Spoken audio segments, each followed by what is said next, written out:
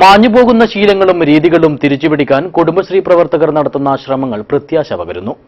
പഴയകാല ഗാർഹിക വൃത്തികളുടെ മത്സരങ്ങളാൽ സമ്പന്നവും സജീവവുമായി മാറുകയാണ് ഓരോ കുടുംബശ്രീ വാർഷികാഘോഷങ്ങളും.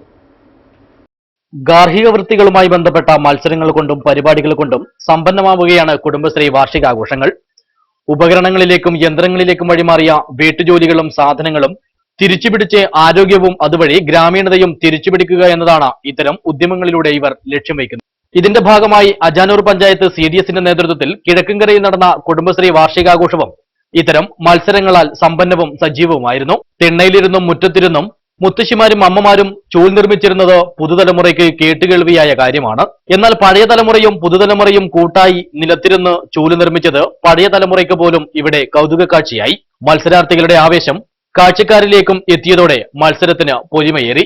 പ്ലാസ്റ്റിക് വിമുക്ത ലോകം എന്ന ലക്ഷ്യത്തിലേക്കുള്ള ചെറിയൊരു ചുവടുവെപ്പാണിതെന്ന് അജാനൂർ ഗ്രാമപഞ്ചായത്ത് ആരോഗ്യ standing committee chairperson TV Padmini പറഞ്ഞു. പ്ലാസ്റ്റിക് നിരോധിക്കുന്നതിന്റെ ഭാഗമായിട്ടാണ് ഇന്നിപ്പോൾ സ്ത്രീകൾ തെങ്ങോല കൊണ്ട് തന്നെ മാച്ചിയുണ്ടാക്കി മാച്ചിയുണ്ടാക്കി അത് ആ മാച്ചി നമ്മുടെ ഓരോ വീടിനകത്തും പ്ലാസ്റ്റിക് നിരോധനത്തിന് ഒരു പ്രചോദനമായി മാറും എന്നാണ് ഇതിന് പറയാനുള്ളത്. ഗ്രാമക്കാഴ്ചകളും ശീലങ്ങളും മുറുകെ പിടിച്ച് പോയകാല നന്മ തിരിച്ചുപിടിക്കുകയാണ് ഇവരെല്ലാം.